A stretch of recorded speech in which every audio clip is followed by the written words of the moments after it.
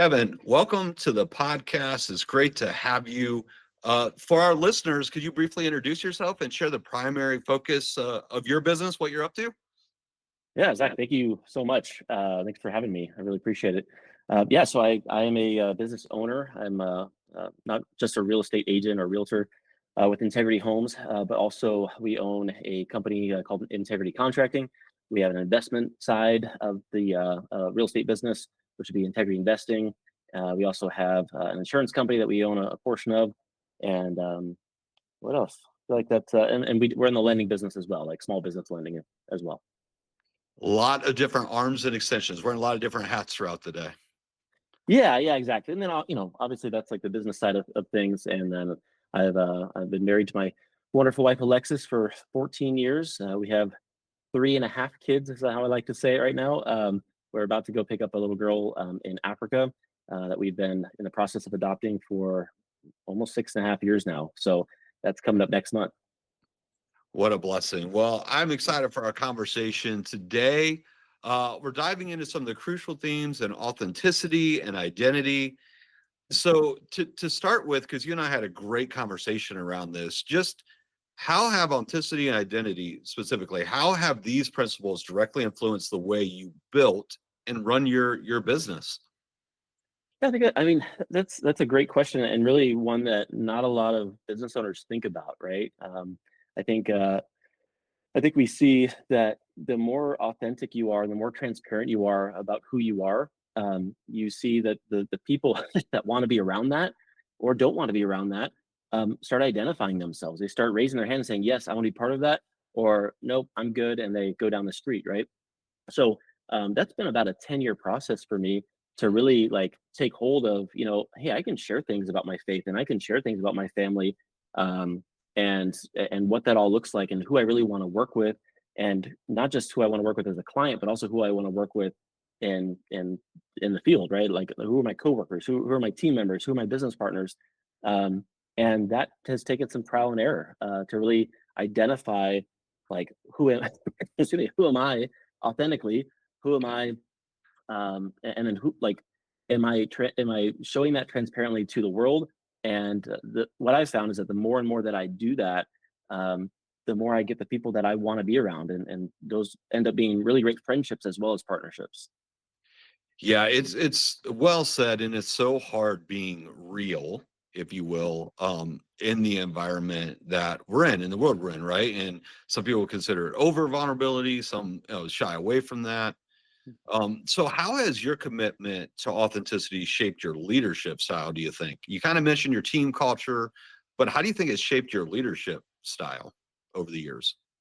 Yeah, so I mean that's a good question because I think leadership, ultimately I look back at like who's the ultimate leader, right? And for me, that would be Christ, right? And I go, I'm actually reading in in Mark right now, going through like a 1-year Bible plan, and just got the New Testament. So finished Matthew, and what shocked me about that is when you read like Jesus' words for like in a chronological order, right? Not just pick a verse out, but you actually read that, you end up finding that what's fascinating is it's not just love, love, love. There's also a lot of like directness and candor there, right? Where he's Yeah. literally calling like the Pharisees like you brood of vipers, right? And he's being very direct with, you can't achieve what you think you're achieving by doing what you're doing, right? There has to be a fundamental heart change, and he literally calls them out and says, "Don't be like this."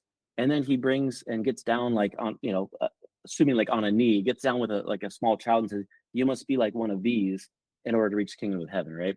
And I think going back to your question, um, like that's ultimate leadership. Someone that can say, "Man, like these people are wolves essentially, and I'm going to protect my sheep from them, and I'm going to comfort them, and I'm going to care for them, and I'm going to shepherd them well through this process."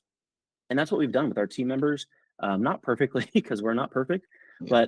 but shepherd our team members through this process of getting them to where they're at right now, to the goal that they eventually want to get to. And then the same thing, how do we shepherd our clients and say, okay, I don't know, you rent a home, right? And you want to buy a home.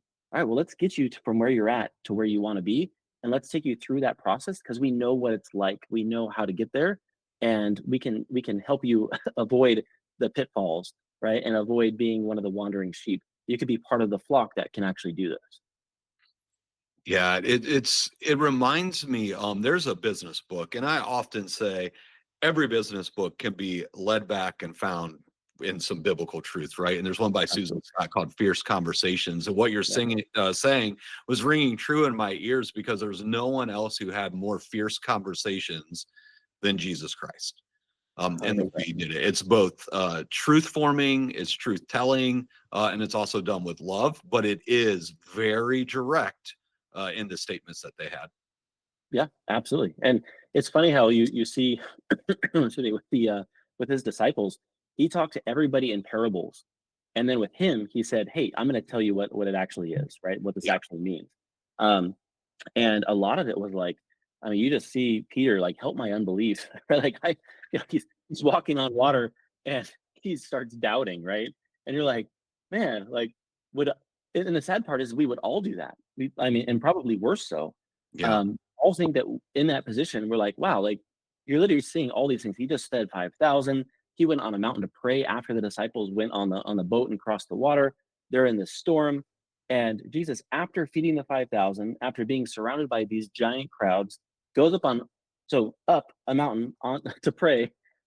Then when he's done praying in the middle of the night, comes down the mountain and comes out to them, right? And you think about like the physical exertion that would have happened because he was a physical form, right? The yeah, physical exertion that had to happen, and then on top of that, like he he's instructing Peter as they're all terrified to care for him specifically, um, and then at greater at large, right, for all the disciples and then all of us that get to read this story, to help his unbelief.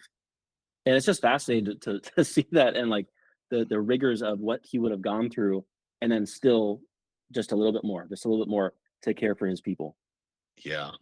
Yeah, well, it's a great lead in into a part of what you had mentioned during our conversation was being formed in the crucible. So I'm curious, can you share an example for our listeners of a challenging business experience or something that ultimately shaped the identity and values of your company? You know, I there's a lot of them. Yeah, I mean, the reality is that so I've been in business for 10 years. Prior to that, I was in law enforcement and the military. I served a tour in Afghanistan back in 2013. And you know, you talk about boot camp and police academy, and I was a dispatcher for a little while, so going through that. Uh, and what's interesting is going through all of that, going to war, being in a combat zone, pales in comparison to the rigors of day in and day out of business ownership. And we all think like, oh man, it's so great, like and obviously we want to thank our veterans and what they do, and we think that's so great that they did that, and it's such like a an amazing thing that they did. Um, and I won't equate it to business ownership, right? Because it's different. One is a life is on the line, one is not. But when I look at business owners, every single day putting their necks on the line, right, for customers, to make things happen, sacrificing family time, etc. You kind of are in a crucible like all the time, and unless you are reading books and unless you have great like coaches like you and great people around you to help you out of that, it's really difficult. But going back to it, um, kind of like a probably the greatest lesson that I learned, and I was talking to one of my coaches earlier today, is just like the idea that like standards matter. And if you start seeing that standards are waning, um, there's probably two things going on. One is you're probably not leading well, right? And you're probably not as engaged as you think you are. And so you might need to step back in and say, hey, here's our standards and here's what this needs to look like. And that goes back to the fierce conversations that you mentioned. I think that's a great book. Everyone should read that. Yep. And then the second thing is, do your people actually want what you think they want, right? Do they actually, you know, they might tell you, yeah, I want to make $100,000, right? That's the real estate like number, right? I want to make $100,000 a year. Well, Everyone starts out with they that. might be, yeah, Mhm. but they might be really comfortable at 50 or $60,000 a year, right? Now, to me, that's insane. Like, I just think that that's nuts, but that's okay for that person.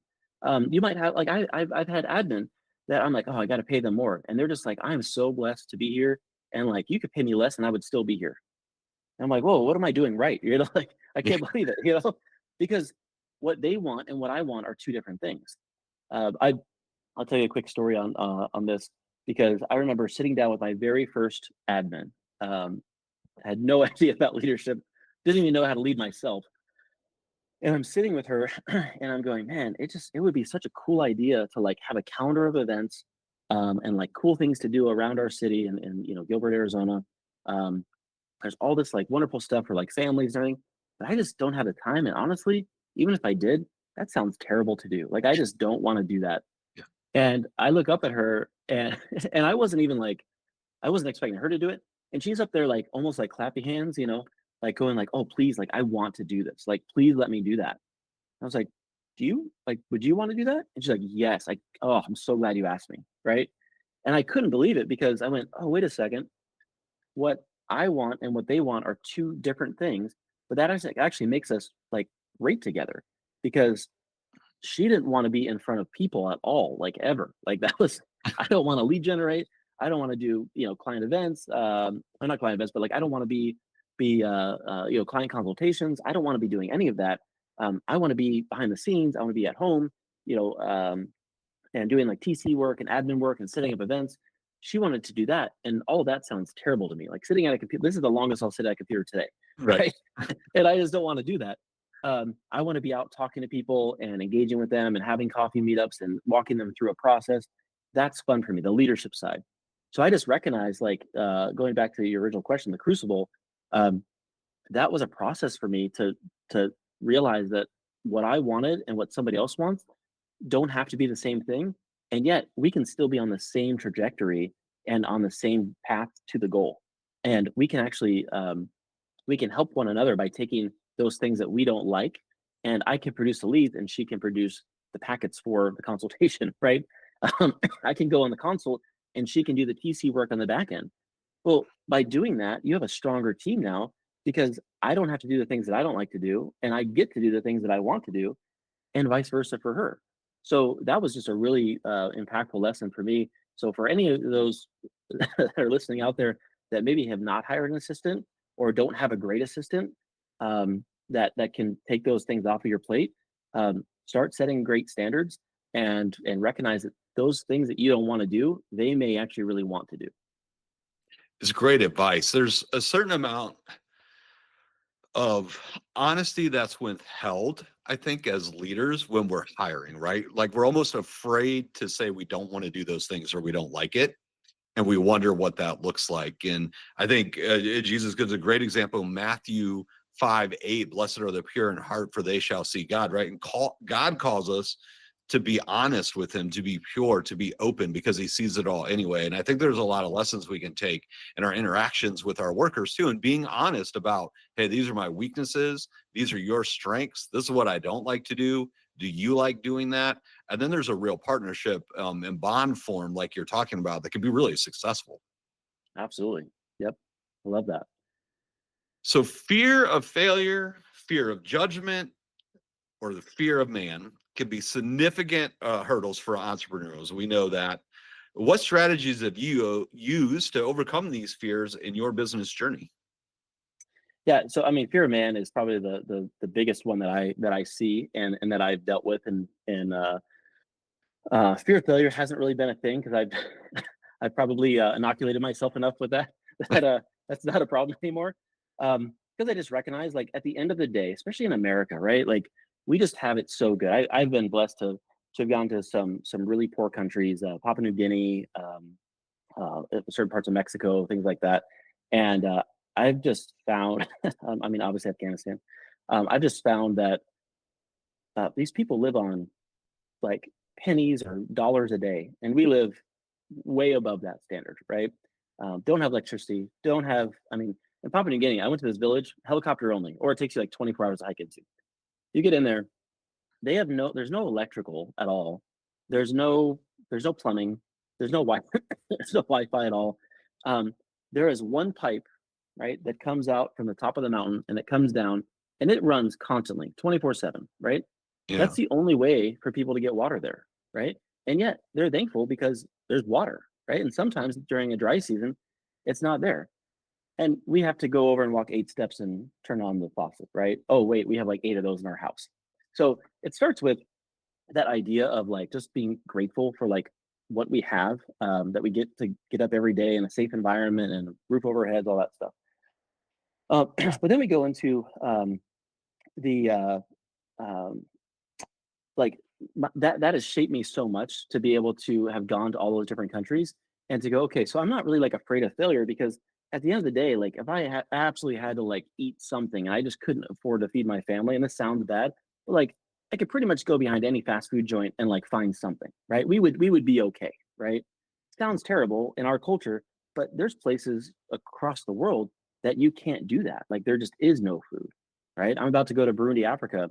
That's one of those places, right? 5% of the population dies every year of 12 million people, dies every year. So think about 600,000 dying every year from starvation, right? They just don't have that.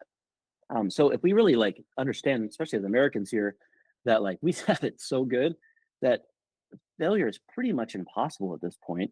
And so go after it. Like, what is the big thing that you want to go do? And then go make it happen. The reality is that you won't make it happen the first like 17 times you try it, but you'll get closer and closer and closer, and you'll find the right people along the way that will fit that puzzle piece together. Because it probably isn't just you if you're going after a big enough goal. You can't, like, if you have a big goal, you can't do it by yourself. It has to be with a team. And this is actually something I'm going to share Psalm 15 because I think it's just such an impactful verse, and it's actually why our companies are all called integrity, right? And so Psalm 15, this is the LSB version, Legacy Standard Bible, if you're familiar with it. O Yahweh, who may sojourn in your tent, who may dwell on your holy mountain, he who walks blamelessly and works righteousness and speaks truth in his heart, he does not slander with his tongue, nor does evil to his neighbor, nor takes up a reproach against his friend, and whose eyes reprobate is despised, but who honors those who fear Yahweh. He swears to his own hurt and does not change. He does not put out his money at interest, nor does he take a bribe against the innocent. He who does these things will never be shaken. And I think if business owners in general were to take that into their business and say, okay, so I'm going to walk blamelessly, right? I'm going to be above reproach in in what I do. um, I'm going to work righteously. I mean, I'm going to work for the Lord, not for man. I'm gonna speak truth, not just outwardly, but to my own heart. I'm not gonna slander anyone. I'm not gonna do evil to my neighbor, which essentially is just about everybody, right? Coworkers, peers, team members, everybody else. I'm not gonna take a reproach against my friend. So I'm not gonna hold anything against them. I'm gonna honor those who fear Yahweh. Absolutely, right? This is part of the reason why we're doing this today. I'm gonna Yep. swear to my own hurt. Man, how many times have I done this with a client where it's like, oh yeah, hey, like I can make this happen for you. And then I go, you know what? For me to make that happen, it's going to cost me some money. I'm going to have to go do that. And that's okay. It's my own hurt, but I'm going to make it right for them. And I'm not going to take a bribe, right? He who does these things will never be shaken. And that doesn't mean that we're not going to have a trial, right? It doesn't mean that God's not going to take us through some sanctifying process, Absolutely. but we're not going to be shaken with Him, right? And that's what's most important to me is how do I stand firm with the Lord? And if I'm doing things righteously, if I'm doing things truthfully, um, not sinning against Him, then I'm not going to sin against anybody else either. Yeah, it's such a beautiful thought. I love the way that your company is named after that. Integrity is a part of that. It also led me to think of Jeremiah 17:5. Thus says the Lord, cursed is the man who trusts in man and makes flesh his strength, whose heart turns away from the Lord. And you wrapping that up with saying with it's the Lord who we're looking to please, right? We're looking to walk with him and become more like Jesus. Absolutely. Yeah, that sanctifying process that like we talk about about sanctification, right? And walking through a trial. Um, when you think about that, like as a business owner, well, that just looks like failing a lot sometimes, right? It looks like going, okay, I tried this thing and then that didn't work out, or I had it canceled or expired, or I didn't get that client. Well, okay, then think about what happened and get better at that thing, and then go back and try it again. Not necessarily with that client, but overall, you will get better just because you've done it more and more and more and more, and you realize the things that don't work and you realize the things that do work. So that experience just helps you over time, and it's just being willing to pick yourself up off the concrete after you're scraped up and bruised and everything else. And that can be in lots of different ways. That could be in time management, that can be in money, that can be in whatever aspect you want to look at.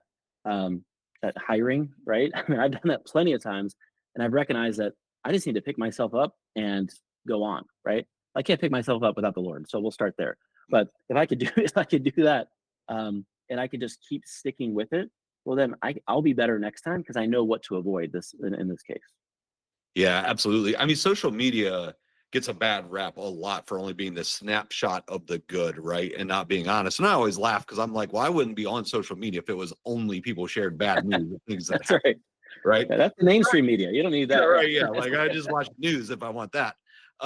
However, though, I think it's also, although it does highlight it, it gets us the information faster. It's unfair just to blame that because I think isn't that the reality of everyone's life, right? You look at a great business you may have, or a successful sports player, or athlete, or musician, and you only see the success, and that's where that dangerous comparison comes in, and you didn't see the hours of failing or the months of practicing and trying, thinking it isn't going to work out, right? Everyone experiences that in this life. No one gets away from that outside of the garden, till we can return to the Lord. So I think it's very easy for everyone to miss that in the importance of how does it build you up, and how does it make sure you stay true to your values? Yeah, it's the same visual as like the iceberg, right? You only see like 1/18th of an iceberg on the on top of the water. Everything else below it is is the bulk of it.